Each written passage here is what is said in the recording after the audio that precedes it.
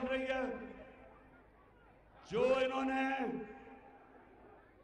इन्होंने बाहर से जिन्होंने मुसल्लत किया हमारे पे, ये उनके पुतले हैं। ये जो वो कहते हैं करते हैं।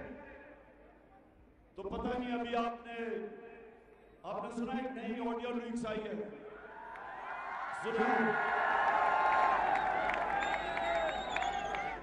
पहले तो मैं शहबाज शरीफ तुम्हारा खास आज शुक्रिया अदा करना चाहता हूं कि आपने अपने ऑफिस, प्राइम मिनिस्टर ऑफिस से जो मेरी बातचीत हो रही थी मेरे प्रिंसिपल सेक्रेटरी आजम खान से, आपने वो ऑडियो लीक कर दी है।